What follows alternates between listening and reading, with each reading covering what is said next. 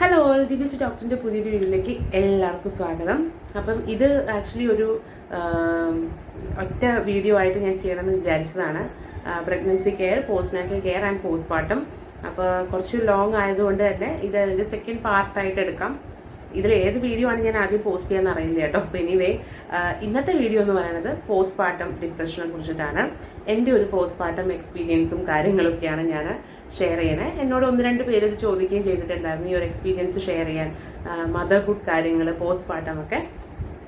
അപ്പോൾ അതുകൊണ്ട് ഇങ്ങനൊരു വീഡിയോ ഒന്ന് ചെയ്യാമെന്ന് വിചാരിച്ചു.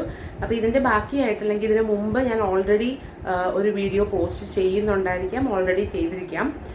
അത് എൻ്റെ പ്രഗ്നൻസി കെയറും പോസ്റ്റ് നാറ്റൽ കെയറും ആണ്. അപ്പോൾ ആ വീഡിയോ നിങ്ങൾ കാണുക, കണ്ടിട്ടില്ലെങ്കിൽ കാണുക, ഇല്ലെങ്കിൽ ഞാൻ പോസ്റ്റ് ചെയ്യുമ്പോൾ കാണാം. ഓക്കെ, അപ്പോൾ ഇന്നത്തെ വീഡിയോയിലോട്ട് കിടക്കാം. പോസ്റ്റ് പാർട്ടം അല്ലെങ്കിൽ പോസ്റ്റ് പാർട്ടം ഡിപ്രഷൻ എന്ന് പറയുന്നത് നമുക്ക് ഡെലിവറിക്ക് ശേഷം ഉണ്ടാവുന്ന 80% സ്ത്രീകൾക്കും ഉണ്ടാവുന്ന ഒരു അവസ്ഥയാണ്, ഒരു ഡിപ്രഷൻ സ്റ്റേജാണ് പോസ്റ്റ് പാർട്ടം എന്ന് പറയുന്നത്. അപ്പോൾ നിങ്ങൾ ഡെലിവറി കഴിഞ്ഞിട്ടുണ്ടെങ്കിൽ നിങ്ങൾ മസ്റ്റായിട്ടും എക്സ്പീരിയൻസ് ചെയ്തിട്ടുണ്ടായിരിക്കാം. മോസ്റ്റ്ലി എല്ലാവരും എക്സ്പീരിയൻസ് ചെയ്തിട്ടുണ്ടായിരിക്കാം. എല്ലാവർക്കും ഞാൻ പറയുന്ന പോലെ എല്ലാ പ്രഗ്നൻസിയും എല്ലാ ഡെലിവറിയും എല്ലാ മനുഷ്യരും എല്ലാം യുണീക്കാണ്.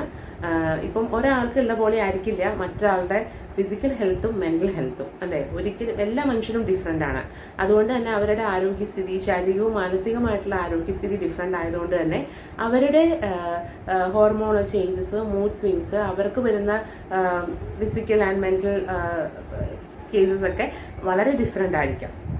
അപ്പോൾ അതുകൊണ്ട് തന്നെ ഇപ്പം ഞാൻ പറയുന്ന കാര്യങ്ങളായിരിക്കില്ല ഒരുപക്ഷെ നിങ്ങൾ എക്സ്പീരിയൻസ് ചെയ്തിട്ടുള്ളത്. ചിലപ്പോൾ നിങ്ങൾ അതിൻ്റെ എക്സ്ട്രീം ലെവലിൽ എക്സ്പീരിയൻസ് ചെയ്തിട്ടുണ്ടായിരിക്കാം. ചിലപ്പോൾ നിങ്ങൾക്ക് അതത്ര ഒന്നും ഒട്ടും ഉണ്ടായിട്ടുണ്ടാവില്ല. വളരെ ലൈറ്റായിട്ട്, വളരെ ഹാപ്പി ആയിട്ട് നിങ്ങൾ pregnancy and even delivery, after ഡെലിവറിക്കും നിങ്ങൾ ഈ പോസ്റ്റ് പാർട്ടവും നിങ്ങൾ കടന്നു പോയിട്ടുണ്ടായിരിക്കാം. എന്തായാലും ഞാൻ എൻ്റെ എക്സ്പീരിയൻസ് ഷെയർ ചെയ്യാം. അപ്പോൾ ഇത് കുറച്ച് പേർക്കെങ്കിലും ഹെൽപ്പ് ആവുമെന്ന് വിചാരിക്കുന്നു. പിന്നെ ഈ പോസ്റ്റ് പാർട്ടം എന്ന് പറയുന്നത് ഡെലിവറി കഴിഞ്ഞ് മിനിമം 2 വീക്സ് വരെ നീണ്ടുപോകുന്ന ഒരു മാനസികാവസ്ഥയാണ്.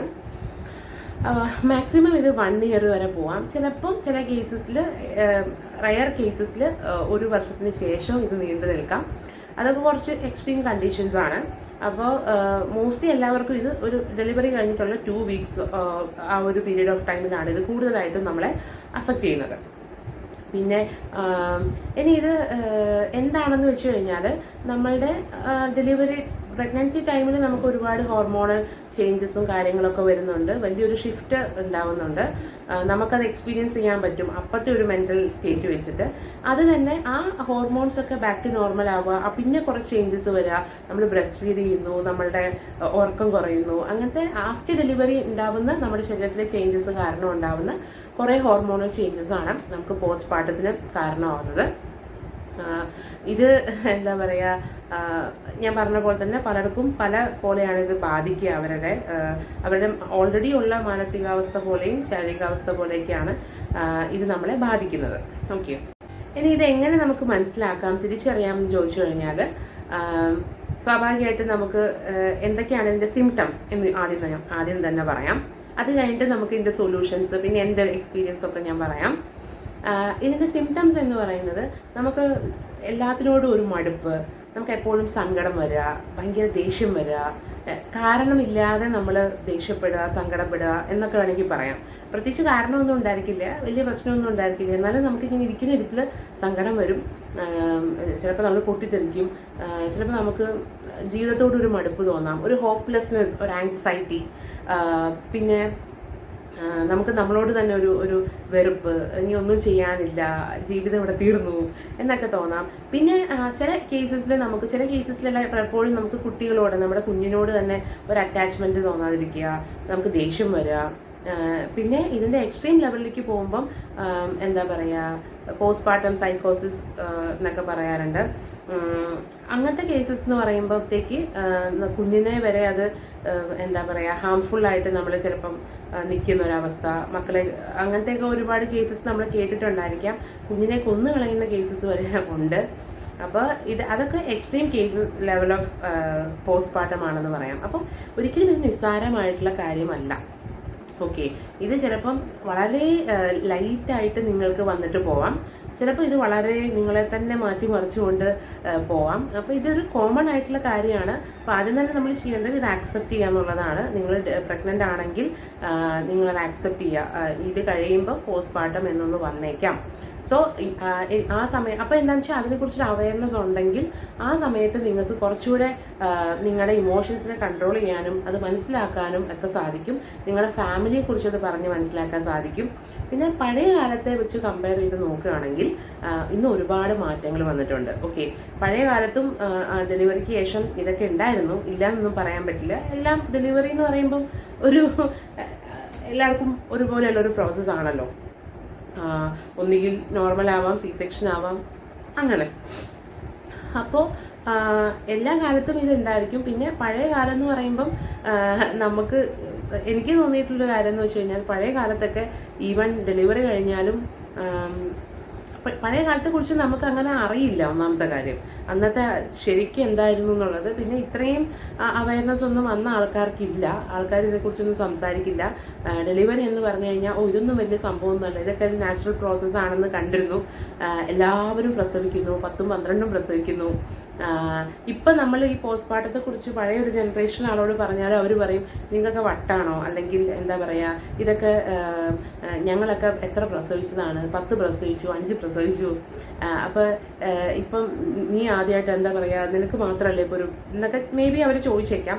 കാരണം ഇന്നാണ് ഇതൊക്കെ കൂടുതൽ ഡിസ്കസ് ചെയ്യാൻ തുടങ്ങിയത്, ഇങ്ങനെയുള്ള എല്ലാ കാര്യങ്ങളും എന്നെനിക്ക് പലപ്പോഴും തോന്നാറുണ്ട്. അപ്പോൾ അങ്ങനെയൊക്കെ പഴയ ജനറേഷൻ ചോദിക്കുകയാണെങ്കിൽ അത് അവരുടെ അറിവില്ലായ്മയാണ്. എന്തായാലും ഡിസ്കസ് ചെയ്യേണ്ട കേസ് തന്നെയാണ് പോസ്റ്റ്മോർട്ടം. വളരെ ലൈറ്റായിട്ട് പോവുകയാണെങ്കിൽ ഓക്കെ, കംപ്ലീറ്റ്ലി ഓക്കെ, നമ്മൾ പെട്ടെന്ന് റിക്കവർ ആവും, പ്രശ്നമൊന്നുമില്ല. പക്ഷേ ഇതിൻ്റെ എക്സ്ട്രീം ലെവലിലേക്ക് പോകുമ്പം നമുക്ക് മെഡിക്കേഷൻ എടുക്കേണ്ടതായിട്ട് വരും, ചിലപ്പം ആൻറ്റി ഡിപ്രസൻസ് എടുക്കേണ്ടതായിട്ട് വരും, ചിലപ്പോൾ കൗൺസിലിങ്ങിന് പോകേണ്ടതായിട്ട് വരും. അതൊക്കെ സ്വാഭാവികമാണ്. അപ്പം നിങ്ങൾ പ്രഗ്നൻ്റ് ആണെങ്കിൽ ഇത് അക്സെപ്റ്റ് ചെയ്യുക എന്നുള്ളതാണ്. നിങ്ങൾക്കത് ഏത് ലെവലിലും വരാം എന്നുള്ളത്. ഓക്കെ, പിന്നെ ഇതിന് ഒരു സൊല്യൂഷൻ എന്ന് പറയുന്നത് എന്താണെന്ന് വെച്ച് കഴിഞ്ഞാൽ, ഫസ്റ്റ് ഓഫ് ഓൾ നിങ്ങൾക്ക് പ്രഗ്നൻസി ടൈമിൽ എന്ന പോലെ നിങ്ങൾക്ക് ആഫ്റ്റർ ഡെലിവറി വേണ്ടത് നിങ്ങളുടെ ഫസ്റ്റ് മെയിൻ ആയിട്ടുള്ള ആളെന്ന് പറയുന്നത് ഹസ്ബൻഡാണ്. അപ്പം നിങ്ങളുടെ ഹസ്ബൻഡിൻ്റെ ഒരു കെയർ സപ്പോർട്ട് ഉണ്ടെങ്കിൽ, പ്രസൻസ് ഉണ്ടെങ്കിൽ നിങ്ങൾക്ക് കുറേ അതിൽ നിന്ന് ഒരു റിലീഫ് ഉണ്ടാവും. മേ ബി നിങ്ങളത് എക്സ്പീരിയൻസ് ചെയ്തിട്ടുണ്ടായിരിക്കാം. ചിലപ്പം ഇത് ഹസ്ബൻഡിനോ അല്ലെങ്കിൽ അതുപോലെ ഫാമിലി സപ്പോർട്ടും. ഓക്കെ, നിങ്ങളുടെ ഫാമിലി സപ്പോർട്ടീവ് ആണെങ്കിൽ ഉറപ്പായിട്ടും നിങ്ങൾക്ക് അത് ഈസി റിക്കവറി ഉണ്ടാവും. മറിച്ച് ഇവർക്കൊന്നും ഒരു ധാരണയില്ല. ചിലപ്പോൾ ഹസ്ബൻഡിനൊരു ധാരണ ഉണ്ടായിന്ന് വരില്ല നമുക്ക് ഈ വരുന്ന ഈ ഹോർമോണൽ ചേഞ്ചസ് ഒക്കെ. പക്ഷേ ഇതിനൊരു ബേസിക് ഐഡിയ ഉള്ളവരാണെങ്കിൽ അവരത് സ്മൂത്ത് ആയിട്ട് ഹാൻഡിൽ ചെയ്യും. നിങ്ങളുടെ ആ ഒരു വൾണറബിലിറ്റീസ് ഒക്കെ ഹാൻഡിൽ ചെയ്യാൻ പറ്റുന്ന ഒരാളാണെങ്കിൽ അവരത് സ്മൂത്ത് ആയിട്ട് ഹാൻഡിൽ ചെയ്യും. അപ്പം നിങ്ങൾക്കും അത് ഈസി റിക്കവറി ഉണ്ടാവും. ഇനി അതല്ല എങ്കിൽ കുറച്ച് പാടാണ്. അപ്പോൾ ചെയ്യാവുന്ന കാര്യം അവരെ പറഞ്ഞ് മനസ്സിലാക്കുക എന്നുള്ളതാണ്. ഈവൻ ഞാനാണ്, എൻ്റെ കേസിലാണെങ്കിൽ പോലും പ്രഗ്നൻസി ടൈമിൽ പോലും ഞാൻ ഇടയ്ക്കിടയ്ക്ക് ഈ പോസ്റ്റ്മോർട്ടത്തെ കുറിച്ച് പറയുമായിരുന്നു. ഞാനിങ്ങനെ ഇടയ്ക്കിടയ്ക്ക് ചില വീഡിയോസ് ഷെയർ ചെയ്ത് കൊടുക്കുമായിരുന്നു, റീൽസ് ഷെയർ ചെയ്ത് കൊടുക്കുമായിരുന്നു. അപ്പോൾ എന്താണെന്ന് വെച്ച് കഴിഞ്ഞാൽ ഒരു പക്ഷേ അവർക്കറിയാത്തൊരു കാര്യമാണെങ്കിൽ അതിലൊരു ഐഡിയ ഉണ്ടായിക്കോട്ടെ എന്ന് വെച്ചിട്ടാണ്. നിങ്ങൾക്കും അത് ചെയ്യാവുന്നതാണ്. അപ്പോൾ മേ ബി അവർക്കൊരു ഐഡിയ ഉണ്ടാവും. പിന്നെ നമുക്ക് ഈ ചിലർക്ക് ഇതൊരു PMS പോലെ, പ്രീ മെൻസ്ട്രൽ സിംറ്റംസ് പോലെ ചിലപ്പം ലൈറ്റായിട്ട് പോയേക്കാം. ചിലപ്പം ഞാൻ പറഞ്ഞല്ലോ കുറച്ച് ഹാർഷായിട്ട് വന്നേക്കാം. ഓക്കെ, അപ്പം ഫസ്റ്റ് ഓഫ് ഓൾ നമുക്ക് ഇതിൻ്റെ സൊല്യൂഷൻ എന്ന് പറയുന്നത് നമ്മുടെ ഫാമിലി സപ്പോർട്ടീവ് ആയിരുന്നാൽ തന്നെ നമ്മുടെ മെജോറിറ്റി പ്രോബ്ലം നമുക്ക് ഈസി ആയിട്ട് ഹാൻഡിൽ ചെയ്യാൻ പറ്റും എന്നുള്ളതാണ്. പിന്നെ പറയുന്നത് ഒരു 5-5 റൂളാണ്. പോസ്റ്റ്മോർട്ടത്തിൻ്റെ ഒരു 5-5-5 റൂള്, 555 റൂള്. അതായത് 5 days ഇൻ ദ ബെഡാണ്, പിന്നെ 5 days on the bed and 5 days around the bed എന്നാണ് പറയുക. അതായത് 5 days ഇൻ ദ ബെഡ് എന്ന് വെച്ച് കഴിഞ്ഞാൽ 5 days നമ്മൾ കംപ്ലീറ്റ് ബെഡിൽ തന്നെ കിടക്കുക, റെസ്റ്റ് എടുക്കുക എന്നുള്ളതാണ്.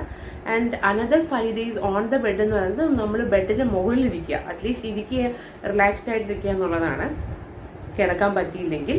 And next 5 days around the bed, അതായത് ബെഡിന് ചുറ്റും നമ്മൾ ഉണ്ടാവണം. നമ്മൾ ഓടിച്ചാടി എന്താ പറയുക മറ്റുള്ള എല്ലാത്തിനും ആക്റ്റീവായിരിക്കാൻ പാടില്ല, റെസ്റ്റ് വേണം. നമ്മുടെ പോസ്റ്റ്മോർട്ടം റിക്കവറിക്കും നമുക്ക് വേണ്ടത് റെസ്റ്റ് തന്നെയാണ്, ഫിസിക്കൽ ആൻഡ് മെന്റൽ റെസ്റ്റ്.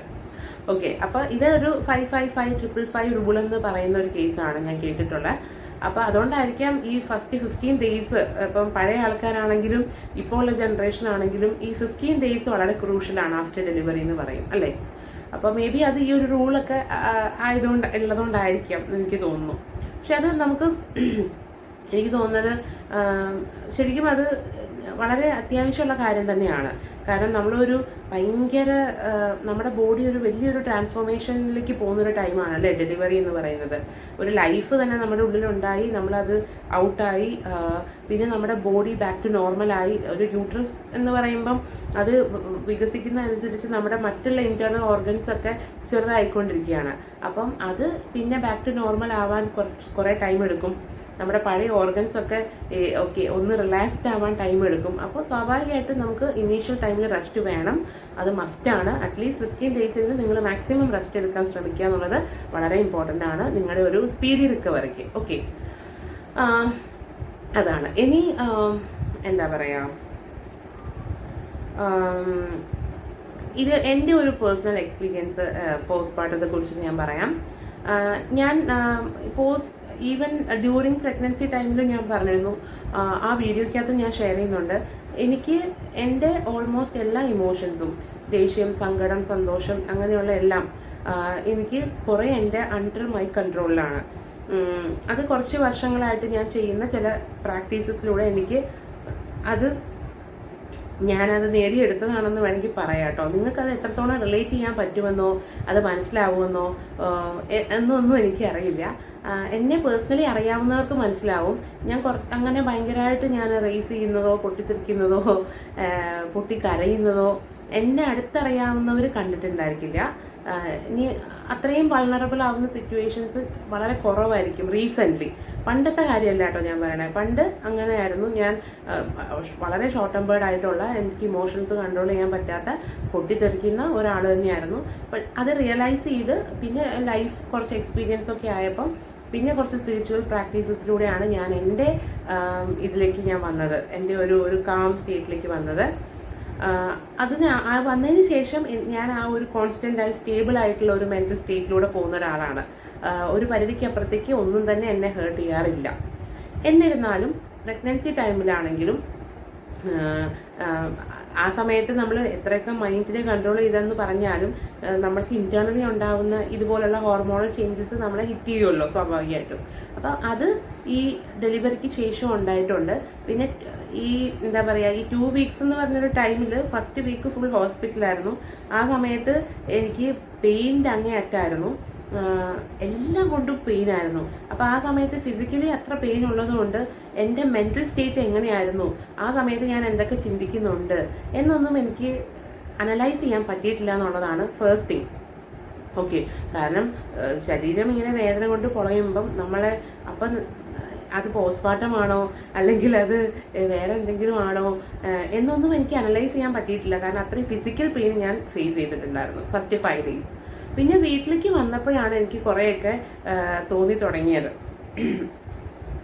എന്ന് വെച്ചാൽ ഭയങ്കരമായിട്ടൊന്നും ഇല്ല കേട്ടോ. സത്യം പറഞ്ഞു കഴിഞ്ഞാൽ ടു ബി ഹോണസ്റ്റ് അങ്ങനെ ഭയങ്കരമായിട്ടുള്ള ഒരു എന്താ പറയുക പോസ്റ്റ്മോർട്ടം എക്സ്പീരിയൻസ്, ബ്ലൂസ് അങ്ങനെയൊന്നും എനിക്ക് ഫേസ് ചെയ്തിട്ടില്ല. എനിക്ക് തോന്നിയിട്ടുള്ളത്, ഞാൻ എക്സ്പീരിയൻസ് ചെയ്തിട്ടുള്ളത്, ഞാനിരുന്ന് കരയുമായിരുന്നു. വെച്ചാൽ നൈറ്റൊക്കെ ആണെങ്കിലും എനിക്ക് ഭയങ്കരമായിട്ട് കരച്ചിൽ വരും. എന്താണ് നീ ചെയ്യേണ്ടത്? പിന്നെ ഒന്നാമത്തെ അതിന് എനിക്കൊരു റീസൺ ഉണ്ട്. അതായത് അമ്മ ഓൾറെഡി വയ്യാണ്ടിരിക്കുകയാണല്ലോ. അപ്പോൾ ഈ സമയമായപ്പോഴത്തേക്ക് അമ്മയ്ക്കും വയ്യാതായി.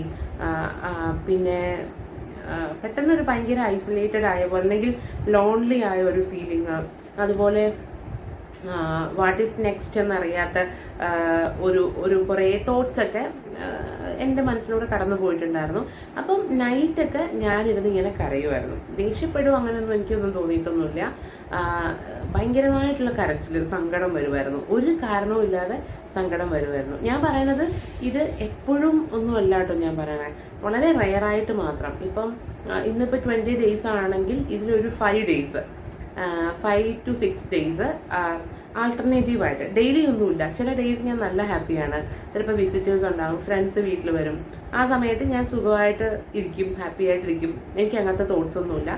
റാൻഡംലി ആൾട്ടർനേറ്റീവ് ഡേയ്സിൽ ചിലപ്പോൾ ഒന്നും ചിന്തിക്കാനില്ല, വളരെ ബ്ലാങ്ക് ആയ പോലെ. ഇനി എന്താണ്, ഇനി ഞാൻ എന്ത് ചെയ്യും എന്നൊക്കെ എനിക്ക് മീ ടൈം കിട്ടുന്നില്ല പഴയ പോലെ. മെയിൻ ഒരു ഇഷ്യൂ ഇത് തന്നെയാണ്. ഈ പോസ്റ്റ്മോർട്ടം നമ്മളെ ഭയങ്കരമായിട്ട് ബാധിക്കാനുള്ളൊരു കാര്യം എന്ന് വെച്ച് കഴിഞ്ഞാൽ നമ്മളുടെ ഒരു റുട്ടീൻ വളരെ ഇതായിട്ട് മാറും. കാരണം എൻ്റെ ലൈഫ് എന്ന് പറയുന്നത് ബിഫോർ ഡെലിവറി അല്ലെങ്കിൽ ഡ്യൂറിങ് പ്രഗ്നൻസി ടൈമിൽ വളരെ സിസ്റ്റമാറ്റിക് ആയിട്ട് പൊയ്ക്കൊണ്ടിരുന്നായിരുന്നു. അതായത് ഒരു ചിട്ടയോടെ പല കാര്യങ്ങളും ചെയ്തു പോയിക്കൊണ്ടിരുന്നതാണ്. അങ്ങനെയുള്ളപ്പം അതിൽ പല കാര്യങ്ങളും ഇപ്പോൾ രാവിലെ എഴുന്നേറ്റാൽ എനിക്ക് കുറച്ച് അഫർമേഷൻസ് ഉണ്ട്, പിന്നെ ജേർണലിംഗ് ഉണ്ട്, അത് കഴിഞ്ഞാൽ പിന്നെ കുളി പ്രാർത്ഥനയുണ്ട്, പിന്നെ അത് കഴിഞ്ഞ് കഴിഞ്ഞാൽ പിന്നെ ഫുഡ് കഴിക്കുക, പിന്നെ കുറച്ച് പാട്ട് കേൾക്കുക, റെസ്റ്റ് എടുക്കുക, പിന്നെ മൂവീസ് കാണുക, പിന്നെ അതിന് ശേഷം വൈകിട്ട് എഗെയിൻ കുളിക്കുക, പ്രാർത്ഥിക്കുക, പിന്നെ അച്ഛനും അമ്മയും വരുമ്പോൾ അവരുമായിട്ട് കുറച്ച് ഫാമിലി ക്വാളിറ്റി ടൈം സ്പെൻഡ് ചെയ്യുക, വൈകിട്ട് എനിക്കിഷ്ടമുള്ള ഫുഡ് കഴിക്കുക, കിടന്നുറങ്ങുക. അപ്പം ഇങ്ങനത്തെ ഒരു ബേസിക് സിസ്റ്റമാറ്റിക് റുട്ടീൻ എൻ്റെ ലൈഫിലുണ്ടായിരുന്നു. അപ്പം പെട്ടെന്ന് ഇതിലൊന്നും തന്നെ ഇല്ല, ഒന്നിനും ടൈമില്ല, അല്ലെങ്കിൽ എനർജി ഇല്ല, പിന്നെ പ്രെയർ പറ്റില്ല. എന്നെ അത് ബാധിക്കുന്നുണ്ട്. അപ്പം നിങ്ങൾക്ക് ക്രിഞ്ചായിട്ട് തോന്നാം. പക്ഷേ ഈ അമ്പലത്തിൽ പോയിക്കൊണ്ടിരുന്ന ഒരാൾ എനിക്ക് അമ്പലത്തിൽ പോലും പോകാൻ പറ്റില്ലല്ലോ, ഇനി കുറേ കഴിയണമല്ലോ, അല്ലെങ്കിൽ പ്രാർത്ഥിക്കാൻ ഇത്ര ദിവസം കഴിയണമല്ലോ എന്നുള്ള വെച്ചാൽ ഞാൻ അതിലൊന്നും അങ്ങനെ ഇത്ര ദിവസം കഴിഞ്ഞാൽ ഈശ്വരനെ വിളിക്കാവൂ പ്രാർത്ഥിക്കാവൂ അതിലൊന്നും ഞാൻ വിശ്വസിക്കുന്നില്ല. പക്ഷേ ഞാൻ മാത്രമല്ലല്ലോ, നമ്മൾ ഇരിക്കുന്ന വീട്ടിൽ ഒരുപാട് പേരുണ്ടാവും, പ്രായമുള്ളവരുണ്ടാവും. അവരുടെ അഭിപ്രായങ്ങൾ നമ്മൾ റെസ്പെക്ട് ചെയ്യുക, അവർ പറയുന്ന കാര്യങ്ങൾ നമ്മൾ അംഗീകരിക്കുക എന്നുള്ളത് അവരോട് ചെയ്യുന്ന ഒരു റെസ്പെക്റ്റിൻ്റെ ഭാഗമാണ്. അപ്പോൾ ഇത്ര ദിവസം കഴിഞ്ഞിട്ട് നമ്മളിത് ചെയ്യാവൂന്ന് പറഞ്ഞാൽ അത് ചെയ്യണം എന്നുള്ളതാണ് എൻ്റെ അഭിപ്രായം. അല്ലാതെ റബലായിട്ട് എനിക്കതിന് ഒന്നും ചെയ്യാൻ എനിക്ക് പറ്റാറില്ല യൂഷ്വലി. അപ്പോൾ അതിൻ്റെയൊക്കെ ഒരു മേജർ ഒരു മിസ്സിങ് പാർട്ട് എൻ്റെ ലൈഫിൽ വന്നു. പിന്നെ ഉറക്കം. എൻ്റെ ഒരു പേഴ്സണലി ഞാൻ കിടന്നടുത്ത് ഉറങ്ങുന്ന ഒരാളാണ്. ഞാനിപ്പോൾ ഇവിടെ കിടന്ന സുഖമായിട്ട് ഞാൻ ഉറങ്ങും, ലക്കിലി. അത് ഒരു വലിയ കാര്യമായിട്ട് ഞാൻ കരുതുന്നു. പക്ഷെ അത് പറ്റണില്ല. രാത്രി എൻ്റെ കുഞ്ഞിനെ കുറിച്ച് പറയുകയാണെങ്കിൽ കുഞ്ഞ് വലിയ കരച്ചിലും വഴക്കൊന്നുമില്ല കേട്ടോ. ആള് വിശക്കുമ്പം കരയും, പാല് കുടിക്കും, ഉറങ്ങും. പക്ഷേ പകൽ ഫുൾ ഉറങ്ങിയിട്ട് നൈറ്റാണ് ആള് എഴുന്നേറ്റ് കളിക്കുന്നത്. അപ്പം സ്വാഭാവികമായിട്ടും കളിക്കുന്നു, കണ്ണു തുറന്ന് കിടക്കുന്നു എന്ന് പറഞ്ഞാലും നമുക്ക് ഉറങ്ങാൻ പറ്റില്ലല്ലോ. കരഞ്ഞാൽ മാത്രമേ നമ്മൾ ആ കുട്ടിയെ നോക്കി കിടക്കേണ്ടൂ എന്നല്ലല്ലോ. ആള് കണ്ണു തുറന്ന് കിടന്നാൽ നമ്മൾക്ക് സമാധാനമായിട്ട് ഉറങ്ങാൻ പറ്റില്ല. അപ്പം ഉറക്കം ഭയങ്കര ഒരു സീനാണ്. പക്ഷെ ഇപ്പം ഞാൻ അതുമായിട്ടും അഡാപ്റ്റഡ് ആയി. ഓക്കെ, നിങ്ങളും ആവും. ഇനിയിപ്പം ആരെങ്കിലും ഇതുപോലെ റീസെൻ്റ്ലി ഡെലിവർ ആയിട്ടുണ്ടെങ്കിൽ അല്ലെങ്കിൽ ഡെലിവറി കഴിഞ്ഞിട്ടുണ്ടെങ്കിൽ നിങ്ങൾ ഈ പോസ്റ്റ്മോർട്ടം എക്സ്പീരിയൻസ് ചെയ്യുന്നുണ്ടെങ്കിൽ everything will be okay. This too shall pass. Okay, അപ്പോൾ അതിനെക്കുറിച്ച് ഓർത്ത് നിങ്ങൾ വിഷമിക്കേണ്ട. ഞാനും അങ്ങനെ തന്നെയാണ്. ഇപ്പം എനിക്ക് എൻ്റെ കുഞ്ഞിൻ്റെ ഒരു സ്ലീപ്പിംഗ് പാറ്റേൺ അറിയാം, എങ്ങനെ കുഞ്ഞിനെ ഉറക്കത്തിലേക്ക് ആക്കണമെന്നറിയാം, അതിനെന്ത് ഞാൻ ചെയ്യണമെന്നറിയാം. പിന്നെ നിങ്ങൾ വിചാരിക്കും എന്താ പറയുക, പോസ്റ്റ്മോർട്ടം അല്ലെങ്കിൽ കുഞ്ഞിൻ്റെ കാര്യങ്ങളൊക്കെ ഞാൻ നന്നായിട്ട് നോക്കുന്നുണ്ടോ, ഞാൻ നല്ലൊരു അമ്മയാണോ, ഒരുപാട് ക്വസ്റ്റ്യൻസ്, കൺഫ്യൂഷൻസ്, ആൻസൈറ്റീസ് ഒക്കെ വരുന്ന ഒരു ടൈമാണിത്. സോ അത് എന്താ പറയുക, എല്ലാവർക്കും അങ്ങനെയാണ്. ഇതൊരു കോമൺ കാര്യമാണെന്ന് മനസ്സിലാക്കുക. ഓക്കെ, എൻ്റെ കേസിൽ ഇങ്ങനെ തന്നെയായിരുന്നു. ഇങ്ങനെയുള്ള ചെറിയ ചെറിയ പ്രശ്നങ്ങൾ, അകാരണമായ കരച്ചിൽ, അതുപോലെ പിന്നെ എനിക്ക് തോന്നിയിട്ടുള്ളത് അതും it's A part of postmortem എന്ന് ഞാൻ വിചാരിക്കണം. എനിക്ക് ഈ പറയുന്ന പോലെ ഞാൻ കുറച്ചുകൂടെ പോസസീവ് ആവുന്നതായിട്ട് എനിക്ക് തോന്നാറുണ്ടായിരുന്നു. ഇപ്പോൾ എനിക്ക് കുഞ്ഞിനെ എടുക്കാനേ പറ്റുന്നില്ല. ലൈക്ക് അതെൻ്റെ ഇഷ്യൂ ആണ്. കാരണം എൻ്റെ സ്റ്റിച്ച് കാരണം എനിക്ക് ഇരിക്കാൻ പറ്റുന്നില്ല. അപ്പം ഞാൻ എങ്ങനെ എടുക്കും കുഞ്ഞിനെ? അപ്പോൾ നോക്കുമ്പോൾ എനിക്ക് എടുക്കാൻ പറ്റുന്നില്ല. അപ്പോൾ എനിക്ക് വിഷമം. കുഞ്ഞിനെ മാറ്റി അവിടെ കിടത്തിയാൽ, തൊട്ടിൽ കിടത്തിയ വിഷമം, മാറ്റി കിടത്തിയ വിഷമം.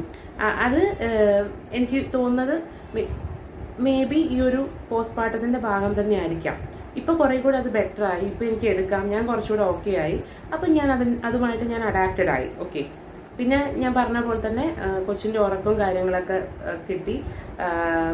ഇനി അത് ചിലപ്പം രാത്രി കുറേ നേരം എടുത്തേക്കാം, ഈ സിറ്റുവേഷൻസ് മാറിയേക്കാം, എനിക്കറിയില്ല. പക്ഷേ എൻ്റെ ഒരു പോസ്റ്റ്മോർട്ടം എന്ന് പറയുന്നത് ഇറ്റ് വാസ് എന്താ പറയുക, അത്ര ഡിഫിക്കൽട്ട് അല്ലായിരുന്നു എന്ന് തന്നെ പറയാം. എന്നാൽ എൻ്റെ ആസ് എ പേഴ്സൺ എൻ്റെ ഒരു ക്യാരക്ടർ വെച്ചിട്ട് അത് കുറച്ച് ബുദ്ധിമുട്ടാണ്. കാരണം എനിക്ക് അങ്ങനത്തെ ഒന്നും പ്രശ്നങ്ങളില്ലാത്ത ഒരാളാണ് ഞാൻ. അപ്പോൾ അത് വെച്ച് നോക്കുകയാണെങ്കിൽ എനിക്കത് പാടായിരുന്നു എന്ന് തന്നെ പറയാം കേട്ടോ. അപ്പോൾ ചിലപ്പോൾ നിങ്ങളിത് കാണുന്നവർ പോസ്റ്റ്മോർട്ടത്തിലൂടെ പോകുന്നുണ്ടാവാം. ചിലപ്പോൾ നിങ്ങൾക്ക് തോന്നാം, ഓയ്യോ ഇതൊന്നും ഒരു പോസ്റ്റ്മോർട്ടം ഒരു വിഷമമേ അല്ലല്ലോ, എനിക്കൊക്കെ ദേഷ്യം വരും, അത് ചെയ്യും, ഇത് കുഞ്ഞിനോട് ദേഷ്യം വരും, അങ്ങനെയൊക്കെ നിങ്ങൾക്ക് തോന്നുന്നുണ്ടായിരിക്കാം ചിലപ്പം. It is common. ഓക്കെ, അപ്പോൾ നിങ്ങൾക്ക് അത്രയും എക്സ്ട്രീം ഇതുണ്ടെങ്കിൽ അപ്പോൾ നിങ്ങൾക്ക് അത്രയും എക്സ്ട്രീം ലെവലുള്ള ഒരു എന്താ പറയുക ബുദ്ധിമുട്ടുകൾ തോന്നുന്നുണ്ടെങ്കിൽ മസ്റ്റായിട്ടും നിങ്ങൾ ഒരു മെഡിക്കേഷൻ എടുക്കുക, കൗൺസിലിങ്ങിന് പോവുക, നിങ്ങൾ മെഡിക്കൽ ഹെൽപ്പ് എടുക്കുക. അതിലൊരു തെറ്റുമില്ല. നിങ്ങളുടെ ഫാമിലിയുമായിട്ട് അത് ഷെയർ ചെയ്യുക. പിന്നെ ഇപ്പോൾ ഞാൻ പറഞ്ഞല്ലോ ആൻറ്റി ഡിപ്രസൻസും കാര്യങ്ങളും മെഡിസിൻസും ഒക്കെ ഉണ്ട്. പിന്നെ നിങ്ങൾക്ക് അല്ലാതെ തന്നെ മെഡിറ്റേഷൻ കാര്യങ്ങൾ കുറച്ച് മറ്റുള്ള പ്രാക്ടീസസിലൂടെ അത് നിങ്ങൾക്ക് റിക്കവർ ചെയ്യാൻ പറ്റുന്നുണ്ടെങ്കിൽ നിങ്ങൾക്ക് അത് ട്രൈ ചെയ്യാം. ഓക്കെ, മെഡിസിൻ എടുക്കണം നിർബന്ധമൊന്നുമില്ല. നിങ്ങൾ അനലൈസ് ചെയ്യാം നിങ്ങളുടെ ഇമോഷൻസും നിങ്ങൾക്ക് വരുന്ന ചേഞ്ചസും ഫിസിക്കലി ആണെങ്കിലും മെന്റലി ആണെങ്കിലും നിങ്ങൾ അതിനെക്കുറിച്ചൊന്ന് പഠിക്കുക. ഓക്കെ, എന്തൊക്കെയാണ് എൻ്റെ പഴയ ഞാനിൽ നിന്ന് ഇപ്പം ഡെലിവറി കഴിഞ്ഞപ്പോൾ എന്തൊക്കെയാണ് നിങ്ങളൊന്ന് എഴുതി വെക്കുക. നിങ്ങളുടെ ഇമോഷൻസ് ഒന്ന് അനലൈസ് ചെയ്യുക. ഇന്ന ചേഞ്ചസ് ആണ്, നിങ്ങളുടെ ആക്ഷൻസ് അനലൈസ് ചെയ്യുക. എന്നിട്ട് നിങ്ങൾക്കത് വളരെ സിവിയർ ആയിട്ട് തോന്നുകയാണ് എങ്കിൽ നിങ്ങൾ മസ്റ്റായിട്ടും ഒരു മെഡിക്കൽ ഹെൽപ്പ് എടുക്കുക. അതിലൊരു തെറ്റുമില്ല. ഇറ്റ് ഈസ് കോമൺ, എല്ലാവർക്കും ഇത് വരുന്ന കാര്യങ്ങളാണ്. ഓക്കെ, ഇതൊരു ഹോർമോണൽ പ്ലേ ആണ്, അത്രയും നിങ്ങൾ മനസ്സിലാക്കുക. അല്ലാതെ ഇത് ലൈഫ് ലോങ് നിൽക്കുന്ന കാര്യമോ ഒന്നുമല്ല. ഇതൊക്കെ മാറും, നിങ്ങൾ ബാക്ക് ടു നോർമൽ ആവും. അത് ഫിസിക്കലി ആണെങ്കിലും മെന്റലി ആണെങ്കിലും നിങ്ങൾ ഉറപ്പായിട്ടും നോർമൽ ആവും. അപ്പം അത് നിങ്ങൾ മനസ്സിലാക്കുക കേട്ടോ. കാരണം നമ്മുടെ ലൈഫ് ഒരു മേജർ ട്രാൻസ്ഫോർമേഷൻ നടന്നിട്ടുള്ളൊരു ടൈം ആയതുകൊണ്ടാണ് ഇങ്ങനെയൊക്കെ വരുന്നത്. അത് നിങ്ങളൊന്ന് ആലോചിച്ച് നോക്കൂ. ഇപ്പം മറ്റെന്ത് സർജറി ആയിക്കോട്ടെ, ഇപ്പം ജെൻസ് ആയിക്കോട്ടെ, മറ്റേ ആൻജിയോപ്ലാസ്റ്റിയോ മറ്റുള്ള മേജർ സർജറീസ് ഒക്കെ ചെയ്ത് കഴിഞ്ഞാൽ നിങ്ങളൊന്ന് ആലോചിച്ച് നോക്കൂ, ആ ആൾക്കാരെല്ലാം കംപ്ലീറ്റ് റെസ്റ്റ് ആയിരിക്കും, ചിലപ്പം മാസങ്ങളോളം കിടക്കുകയായിരിക്കും. പക്ഷേ ഡെലിവറി കഴിയുമ്പോൾ അതും ഒരു മേജർ സർജറിയാണ്. സി സെക്ഷൻ ആണെങ്കിലും നമ്മൾ എന്താ ചെയ്യേണ്ടത്? സി സെക്ഷൻ ആണെങ്കിൽ പോലും നെക്സ്റ്റ് ഡേ തൊട്ടിട്ട് ആ കുഞ്ഞിനെ എടുത്തിട്ട് നടക്കാനാണ് പറയുന്നത്, അല്ലേ? പിന്നെ നമ്മൾക്ക് എല്ലാം ചെയ്യേണ്ട, ബ്രസ്റ്റ് ഫീഡ് ചെയ്യുന്നു, നമ്മൾ ഉറക്കം അടച്ചിരിക്കുന്നു, നമ്മൾ നടക്കുന്നു, ഇരിക്കുന്നു. മറ്റുള്ള മേജർ സർജറിക്ക് കിട്ടുന്ന ഒരു പ്രിവിലേജും ഡെലിവറി എന്ന് വരുമ്പോൾ നമുക്ക് കിട്ടാറില്ല. അപ്പം അത് കൊണ്ട് തന്നെ നമ്മുടെ ബോഡി അത് റിയാക്ട് ചെയ്യും, ഹോർമോൺസ് റിയാക്ട് ചെയ്യും. അതിൻ്റെ ഭാഗമാണ് ഇതെല്ലാം എന്ന് മനസ്സിലാക്കുക. വേണ്ട സമയത്ത് റെസ്റ്റ് എടുക്കുക, കംപ്ലീറ്റ് റെസ്റ്റ് എടുക്കാതിരിക്കുക. പിന്നെ നിങ്ങൾക്ക് പറ്റുമ്പം ഇപ്പം ഡെലിവറി കഴിഞ്ഞ ഒരാൾക്ക് മറ്റു കാര്യങ്ങളിൽ എൻഗേജ്ഡ് ആവുമെന്ന് പറഞ്ഞാൽ അത് പോസിബിൾ ആയിരിക്കില്ല. നമ്മുടെ മുമ്പിൽ കുഞ്ഞ് എന്നൊരു റെസ്പോൺസിബിലിറ്റി ഉണ്ട്. അപ്പം നിങ്ങൾക്ക് കിട്ടുന്ന മീ ടൈം നല്ല രീതിയിൽ യൂട്ടിലൈസ് ചെയ്യുക, കുഞ്ഞിനെ നോക്കുക. നിങ്ങൾക്ക് എന്തെങ്കിലും ഫിസിക്കൽ മെന്റൽ ഡിസ്കംഫേർട്സ് ഉണ്ടെങ്കിൽ അത് ഓക്കെ ആകും എന്ന് നിങ്ങൾ വിശ്വസിക്കുക. പ്രഗ്നൻസ് പ്രഗ്നൻ്റ് ആയിട്ട് ഇപ്പോൾ ഇരിക്കുന്ന ആൾക്കാർ പോസ്റ്റ്മോർട്ടം എന്നൊരു കാര്യത്തെക്കുറിച്ച് പഠിക്കുക, അതിനെക്കുറിച്ച് അവയർനെസ് ഉണ്ടാക്കുക, ഫാമിലിയോട് പറഞ്ഞു കൊടുക്കുക. നിങ്ങൾ ആ ഒരു ഇത് അക്സെപ്റ്റ് ചെയ്യുക എന്നുള്ളതാണ് വളരെ ഇമ്പോർട്ടൻ്റ് ആയിട്ടുള്ള കാര്യം. ഓക്കെ, അപ്പം ഇത്രയാണ് എനിക്ക് പോസ്റ്റ്മോർട്ടത്തെ കുറിച്ച് പറയാനുള്ളത്. അപ്പം ഇതും ഞാൻ മുഴുവൻ കവർ ചെയ്തെന്ന് എനിക്കറിയില്ല. എനിക്കറിയാവുന്ന കാര്യങ്ങളും ഞാൻ എക്സ്പീരിയൻസ് ചെയ്ത കാര്യങ്ങളുമാണ് ഷെയർ ചെയ്തിട്ടുള്ളത്. അപ്പം നിങ്ങൾക്ക് എന്തെങ്കിലും ഡിഫറെൻ്റ് ആയിട്ടുള്ള ഒരു പോസ്റ്റ്മോർട്ടം എക്സ്പീരിയൻസ് ഉണ്ടായിട്ടുണ്ടെങ്കിൽ ഷെയർ ചെയ്യുക, അത് മറ്റുള്ളവർക്കും ഹെൽപ്പാകും. പിന്നെ വീഡിയോ ഇഷ്ടമായെങ്കിൽ നിങ്ങൾ ലൈക്കും കമൻറ്റും ചെയ്യുക. ആസ് യൂഷ്വൽ സപ്പോർട്ട് ചെയ്യുക. ആവശ്യമുള്ളവർക്ക് ഈ വീഡിയോ ഷെയർ ചെയ്ത് കൊടുക്കുക. പിന്നെ ഇതുവരെ എൻ്റെ വീഡിയോ സപ്പോർട്ട് ചെയ്യുന്ന എല്ലാവർക്കും താങ്ക് യു സോ മച്ച്. അപ്പം ഇത്രയാണെന്ന് പറയാനുള്ളത്. Okay, thank you.